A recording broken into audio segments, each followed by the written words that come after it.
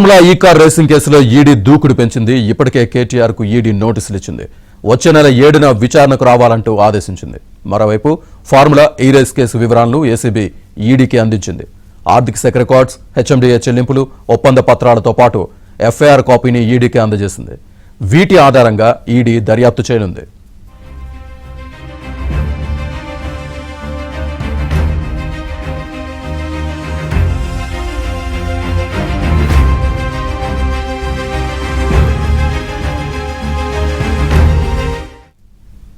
Formula ఈ car రేసులో కేటీఆర్ కు ఈడీ నోటీసులు ఇచ్చింది. జనవరి 7న విచారణకు రావాలంటూ ఆదేశించింది. ఫెమా నిబంధనలు ఉల్లంఘించినట్లు అభియోగాలున్నాయి. ఎఫ్ఓకు 55 కోట్లు బదిలీ, ఆర్థికపరమైన అవకతవకలు జరిగినట్లు ఈడీ అనుమానిస్తోంది. అందులో భాగంగా ఇప్పటికే ఈడీ కేసు నమోదు చేసింది.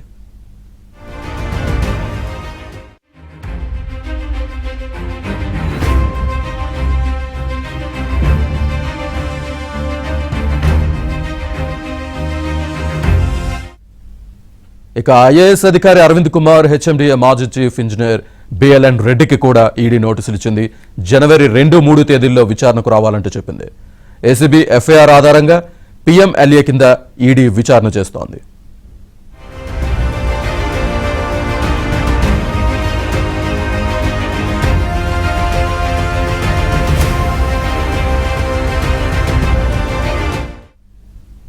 తెలంగాణ రాజకీయాల్లో ఫార్ములా ఈ రేస్ కేసుపై పొలిటికల్ దుమారం కొనసాగుతోంది.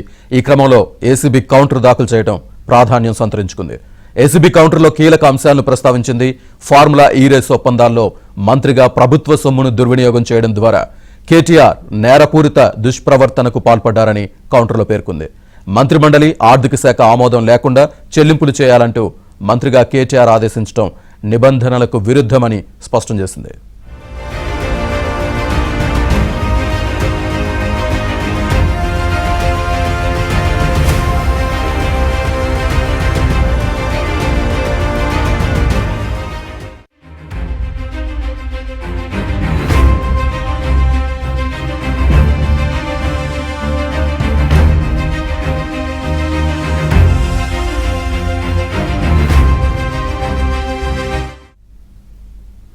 కేటీఆర్ కి ఈడీ నోటీసులకు సంబంధించి పూర్తి సమాచారాన్ని మా కరెస్పాండెంట్ ప్రవీణ్ అందిస్తారు.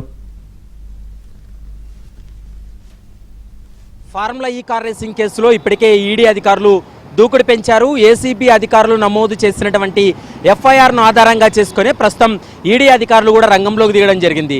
ఇప్పటికే కేటీఆర్కు నోటీసులు జారీ చేయడం జరిగింది. జనవరి 7న వ్యక్తిగతంగా విచారణకు హాజరు కావాలంటూ కూడా ఇప్పటికే కేటీఆర్ కూడా నోటీసులు జారీ చేసినటువంటి పరిస్థితి కనపడుతుంది.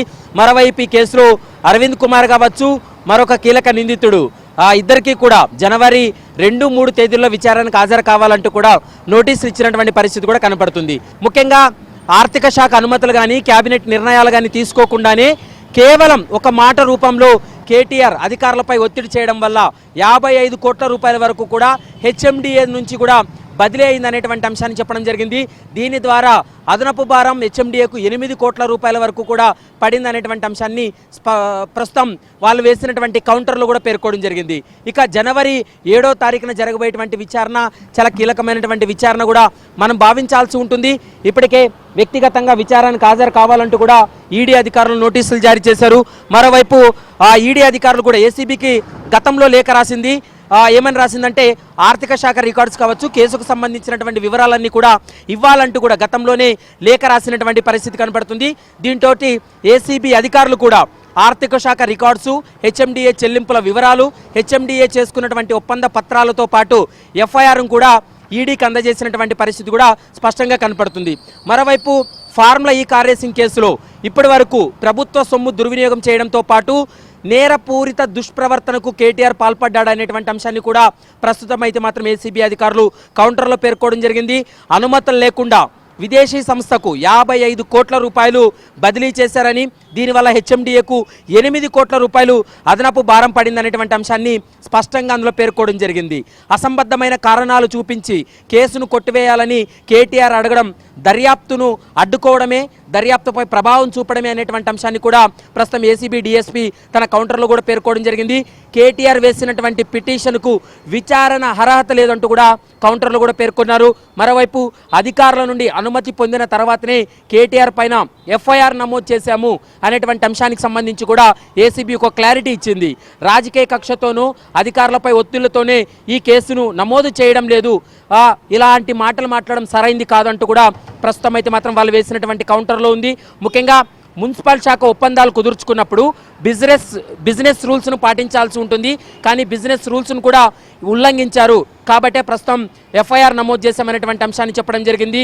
ఎఫ్ఈఓకు చెల్లింపులు జరపాలని స్వయంగా కేటీఆరే వెల్లడించినట్లు తానే చెప్పాడని, కాబట్టి ఈ కేసులో కేటీఆర్ చాలా కీలకమైనటువంటి నిందితుడు, ప్రధాన నిందితుడు, అతని పూర్తి స్థాయిలో విచారణ జరపాల్సినటువంటి అవసరం ఉంటుందని కూడా అందులో స్పష్టంగా పేర్కోవడం జరిగింది. మరోవైపు కేటీఆర్ ఎఫ్ఐఆర్ నమోదు ప్రక్రియ ఆలస్యమైనదే కాబట్టి కేసును కొట్టివేయాలని కోరుతున్నాడు. కానీ సుప్రీంకోర్టు ఆదేశాలు స్పష్టంగా ఉన్నాయి, ప్రాథమిక విచారణ లేకుండానే ఎఫ్ఐఆర్ నమోదు చేయవచ్చు. మరోవైపు తీవ్రమైనటువంటి అభియోగాలు ఉన్నప్పుడు ప్రాథమిక విచారణ లేకుండానే కేసు నమోదు చేసి ఇన్వెస్టిగేషన్ జరపవచ్చు అంటూ కూడా సుప్రీంకోర్టు ఆదేశాలు ఉన్నాయి. కాబట్టి ఆ విధంగా ముందుకెళ్ళామనేటువంటి అంశాన్ని ప్రస్తుతం అయితే మాత్రం ఏసీబీ అధికారులు స్పష్టంగా చెప్తున్నారు. ఇండియన్ కరెన్సీలో కాకుండా విదేశీ కరెన్సీ పౌండ్ల రూపంలో కూడా ఆ కంపెనీకు కట్టబెట్టినట్లు ఇప్పటికే ఏసీబీ అధికారులు ఒక నిర్ధారణకు రావడం జరిగింది. ఇందులో ఫెమా నిబంధనలు ఉల్లంఘించారు, మనీ లాండరింగ్కు పాల్పడ్డారనేటువంటి అభియోగాలు, ఆరోపణలు వినపడుతున్నాయి. కాబట్టి విదేశీ కంపెనీకు డబ్బులు వెళ్ళిన తర్వాత ఆ అకౌంట్ల నుండి ఇంకా వేరే అకౌంట్లకు ఏమైనా జమ అయ్యాయా, తిరిగి మళ్ళీ ఇండియన్ అకౌంట్స్కి ఏమైనా అమౌంట్ వచ్చిందన్న కోణంలో అయితే మాత్రం దర్యాప్తు కొనసాగుతుంది. కాబట్టి ఒకవైపు ఏసీబీ, మరోవైపు ఈడీ అధికారులు ప్యారలల్గా విచారణ జరిపితే అసలు వాస్తవాలు బయటపడతాయనేది ఏసీబీ అధికారులు కావచ్చు, మరోవైపు ఈడీ కూడా భావిస్తుంది. మొదటగా అయితే మాత్రం ఈడీ అధికారులు పూర్తి స్థాయిలో విచారణ జరిపిన తర్వాత ఈ కేసులో ఈడీ కూడా అరెస్టులు చేసేటువంటి అవకాశాలు అయితే స్పష్టంగా కనపడుతున్నాయి. వీడియో జర్నలిస్ట్ ప్రమోద్తో ప్రవీణ్ కలవల, ఏబీఎన్ ఆంధ్రజ్యోతి, ఈడీ.